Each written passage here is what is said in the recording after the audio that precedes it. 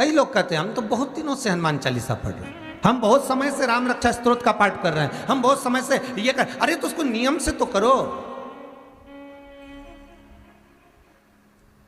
हनुमान चालीसा का प्रागट्य केवल एक दिल से की गई स्तुति, हनुमान जी महाराज की स्तुति, राम जी महाराज की स्तुति तुलसीदास जी ने केवल दिल से करी थी, केवल मन से। और ये नहीं कहते कि हनुमान चालीसा पढ़ोगे तभी भगवान, नहीं नहीं, आप दिल से अगर भगवान को पुकार लीजिए, आप दिल से पुकारो उसको, वो आएगा।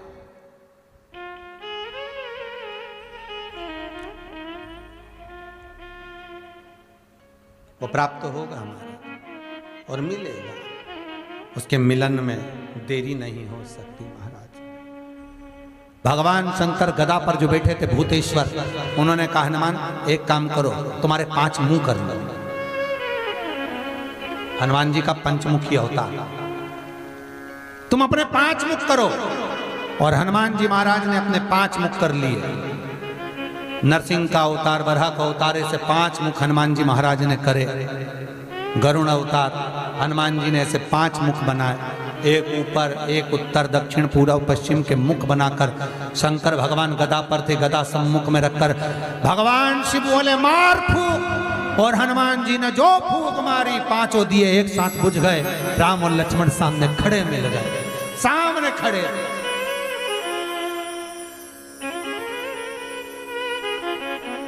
सम्मुख खड़े।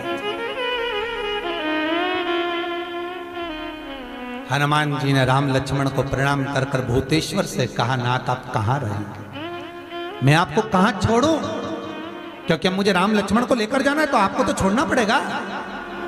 भूतेश्वर नाथ कहते हैं ये जल का जो पात्र भरा हुआ है, ये कलश भरा हुआ है, ये जल के पात्र में मुझे छोड़ दे। हनुमान जी महाराज जल के पात्र में जब छोड़े, जैसे ही छोड़े, जल के पात्र के अंदर भूतेश्वर विराजमान हुए तो भगवान हनुमान जी ने कहा, नाथ जैसे आज आपने मेरी लाज रखी, रक्षा करी और किसी को आने नहीं दिया, विनती स्वीकार करना, आपका जल पात्र भूतेश्वर के नाम से काली तिल से जहां रखा जाए उस गृह में कोई प्रवेश ना कर पाए। शिव जी ने वचन दे दिया, मेरी चंडियां 64 योगनियां, डाकनी, पिशाचनी, चुड़ैल और भूत इस कलश के विराजमान होते ही सर्वस्व फैल जाते हैं, फिर अंदर कोई नहीं आ सकता, भीतर प्रवेश नहीं हो सकता।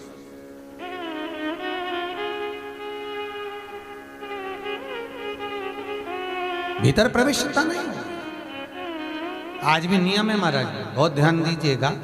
पंचमुखी हनुमान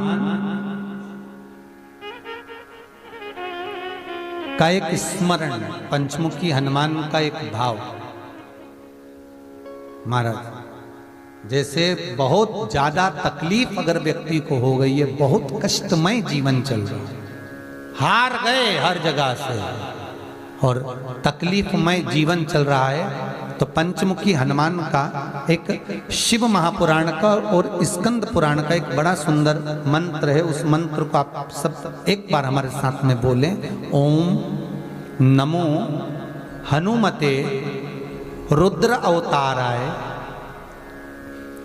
सर्व शत्रु संहारणाय सर्व रोग हराय सर्व वशीकरणाय रामदूताय स्वाहा। बस इस मंत्र को हाथ में काली तिल लेकर, एक जौ लेकर और गूगल लेकर, थोड़ा सा उसमें गाय का घी डालकर, कंडे को या अग्नि को जलाकर इस मंत्र का 11 बार 21 बार जाप कर कर अपनी कामना कर कर छोड़ दीजिए। कैसा भी रोग हो, बीमारी हो, कष्ट हो, दुख हो, तकलीफ हो, 21 दिन के अंदर वो आनंद आना प्रारंभ कर देता है महाराज। इस मंत्र स्कंद पुराण का, शिव महापुराण का ये मंत्र मूल पंचमुखी हनुमान सुख देंगे। और एक और चीज याद रखिए महाराज,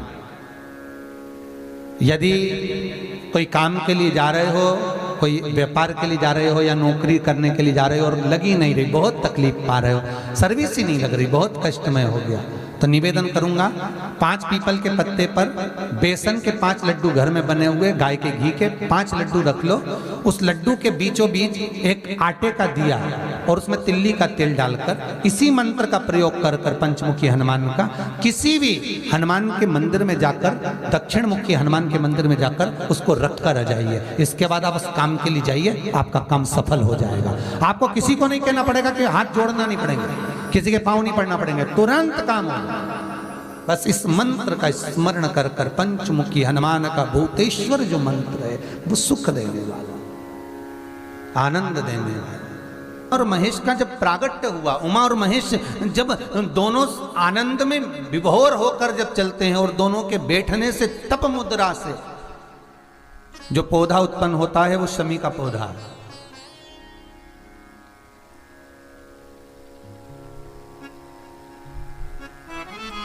शमी का पौधा।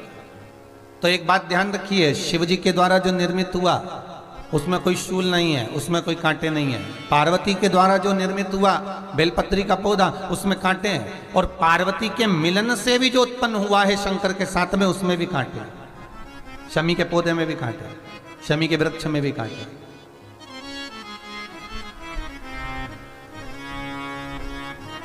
तो पार्वती जी स्कंद पुराण में एक प्रश्न कर रही हैं भोलेनाथ जी से कि प्रभु मुझे ये बताओ कि आपके द्वारा जो निर्मित हुआ उसमें शूलता नहीं है, पर मेरे द्वारा जो निर्मित हुआ उसमें शूल क्यों आया है, उसमें कांटा क्यों आया है? थोड़ा सा माताओं, मेरी जीजियों, आपको थोड़ा बुरा तो लगेगा इस प्रसंग को सुनकर, पर लग जाए, पर आज कथा निकली है तो सुन लो है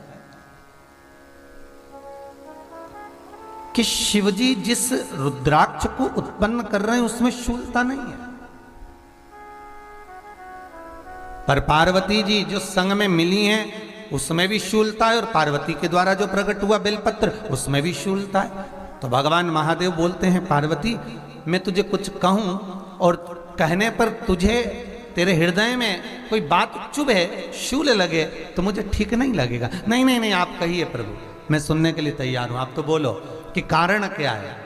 भगवान कहते हैं, पार्वती बस अंतर इतना है, नारी का जो स्वभाव होता है, स्त्री का जो स्वभाव होता है, उसके हृदय में छोटी छोटी बात के शूल बहुत होते हैं।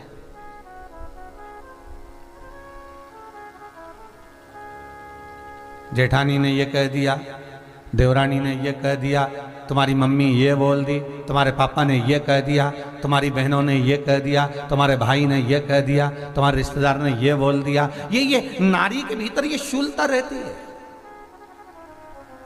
तो पार्वती जी बोली कि जितना तप आपने करा उतना तप मैंने करा, और जितनी साधना आपने करी उतनी साधना मैंने करी, और जितना आराधना दिल से आपने करी उतनी आराधना दिल से मैंने करी, फिर इसमें शूलता कहां से आ गई? भगवान शिव बोले, बस पार्वती बात इतनी सी है कि जब मैं आराधना करने बैठता हूं तो मेरी दृष्टि में सम्मुख में कुछ नहीं होता। जब मैं आराधना करने बैठता हूं तो मेरी दृष्टि में, मेरे सम्मुख में कुछ नहीं होता कि कौन ने क्या करा है, कौन ने क्या बोला है, कौन क्या कर रहा है, उससे मुझे मतलब नहीं होता, उससे मुझे कोई मतलब नहीं। पर पार्वती जब तू आराधना करने भी बैठती है ना, तो तेरी चित्त वृत्ति में कहीं ना कहीं किसी ना किसी रूप में कोई शूल आ ही जाता है।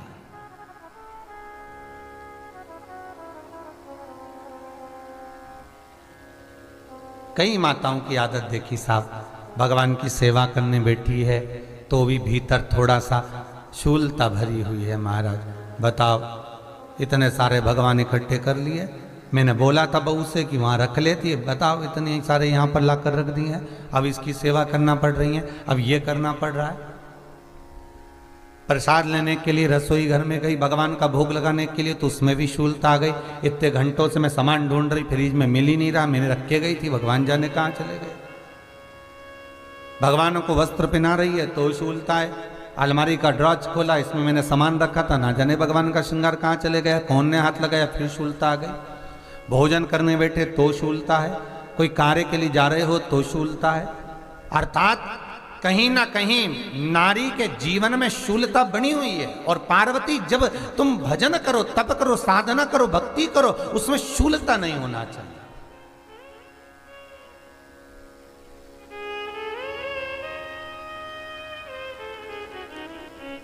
पार्वती जी ने कहा, भोलेनाथ तो क्या आप मुझे स्वीकार नहीं करेंगे बेलपत्री के रूप में? क्या मुझे स्वीकार नहीं करेंगे शमी पत्र के रूप में? पद्म पुराण, स्कंद पुराण, लिंग पुराण, नर्मदा पुराण और शिव महापुराण, ये सारी पुराणे वर्णन करती है। पार्वती जी का खंड आनंद वर्षत कर रहा है, वर्णन कर रहा है। पार्वती खंड वर्णन कर रहा है, सती खंड वर्णन कर रहा है, उमा संहिता वर्णन कर रही है।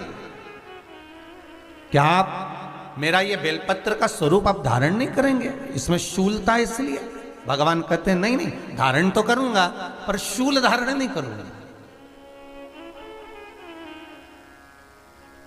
मैं शूल धारण नहीं करूंगा। मतलब बेलपत्री में जो कांटे लगे रहते हैं बेलपत्री की, उस डाली के अंदर जो कांटे शूल रहते हैं, भगवान शिव वो धारण नहीं करते। आप उस बेलपत्री को आप बड़े प्रेम से, आनंद से पत्ते को निकाल लीजिए, तोड़ लीजिए, उतार लीजिए और फिर भगवान को वो प्रेम से समर्पित करो तो भगवान स्वीकार करना।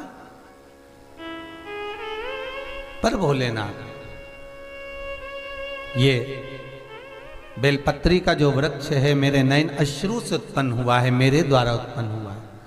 फिर तो इन कांटों की कोई महत्वता ही नहीं है, इन शूल की कोई महत्वता नहीं है। पार्वती केवल 3 दिन ऐसे रहेंगे, 3 बार ऐसे रहेंगे, 3 तिथियां ऐसी रहेंगी, 3 समय ऐसा रहेगा जिस समय पर तेरे द्वारा निर्मित शूल को भी शिव धारण करेगा और जगत का कल्याण करेगा। 3 दिन, 3 तिथियां, 3 बार, 3 नक्षत्र, 3 घड़ी, 3 पल।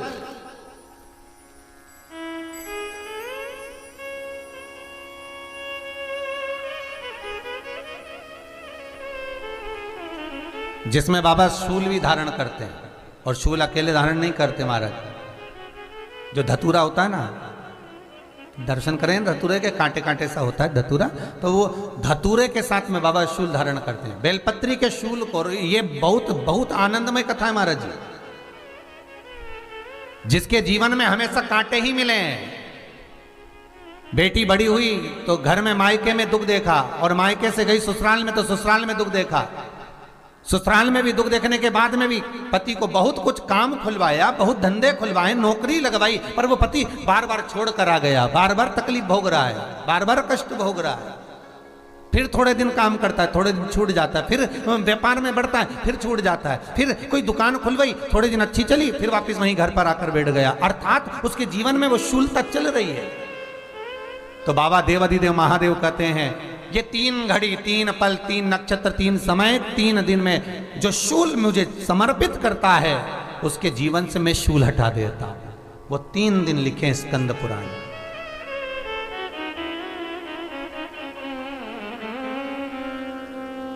महाराज, बैसाख महीने में जो प्रदोष आती है, बैसाख के महीने में बहुत ध्यान से सुनना भाई, जो अपनी जिंदगी से बहुत तंग आ गए हों, परेशान हो गए हों, कष्टमय जीवन जी रहे हों, बहुत दुखी हो गए हों, उनके लिए ये